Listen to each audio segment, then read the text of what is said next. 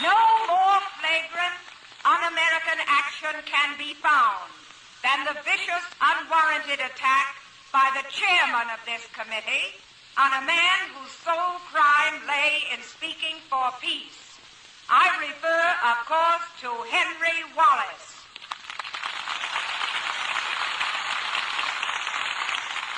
His presence here tonight, rather than in the Hollywood Bowl, is another shocking instance of the attempted suppression of free speech.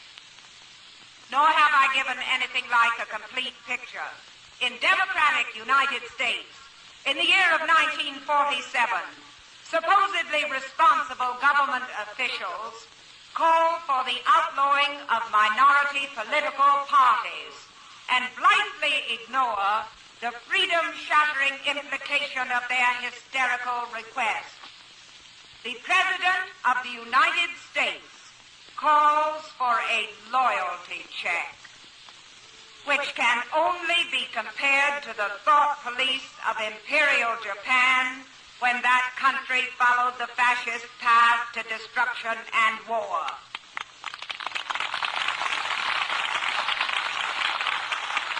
But the American people are not so gullible. They have proved in the past that they do not take kindly to the tactics of demagogues and organized parties of reaction. In the period immediately following the First World War, the Attorney General of the United States, one A. Mitchell Palmer, attempted to make political capital of terror and repression.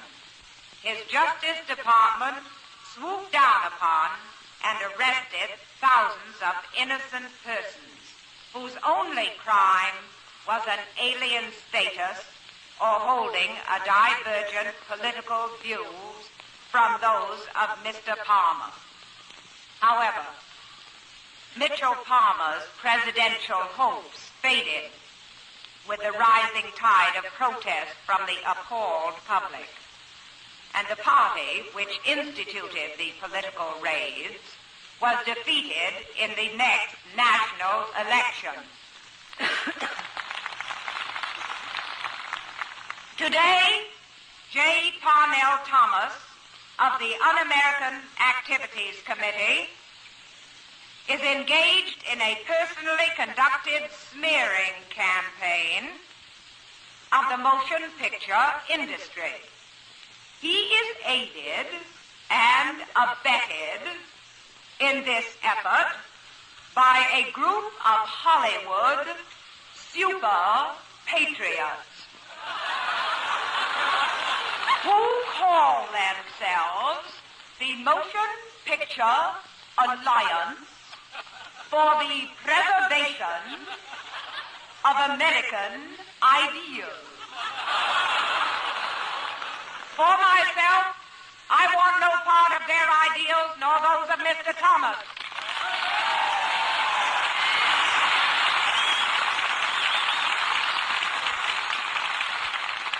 Suffice it to say that on June 28, 1944, shortly after the formation of the Motion Picture Alliance, approximately 1,000 member delegates of 17 motion picture guilds and unions met to repudiate this organization and everything for which it stands. The validity of this action can be judged by the recent activities of the Alliance. They have enthusiastically supported the Rankin-Thomas Committee, and their executive secretary, Dr. John Lechner, took the liberty of releasing a list of films which were called subversive. Among the so-called subversive pictures are, get this, The Best Years of Our Lives, Pride of the Marines, The Strange Love of Martha Ivers, Boomerang, and Margie.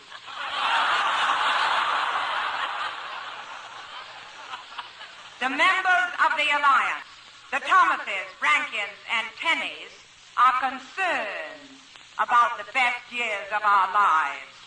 This is a touching concern. No doubt.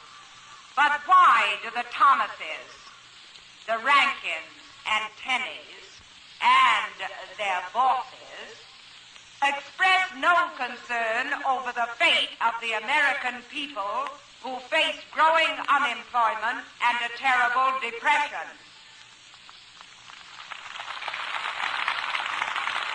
Their loud cries can be heard from one end of the country to the other, bewailing the danger of a book on democracy or a play about Negroes.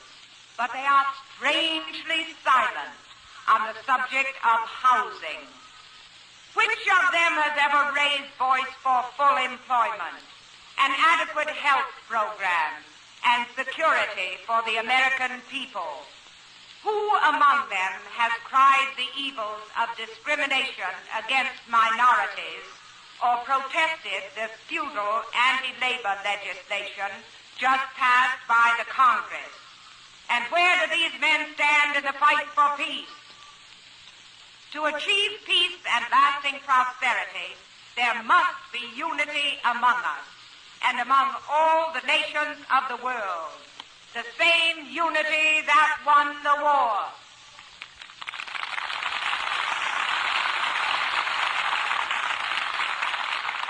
America became great, not because of the Salem witch hunt, but in spite of them.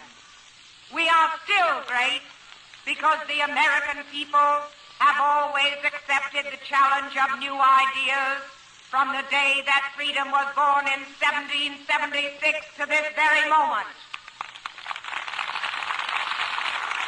The American people eagerly grasped at fresh concepts when they created this nation.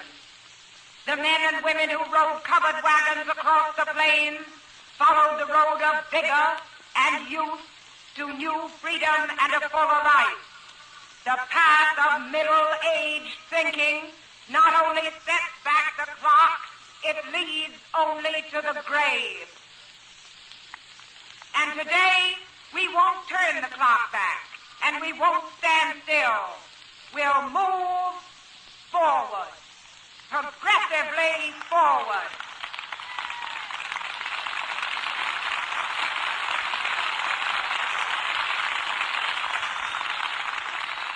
That is what the American people have always done.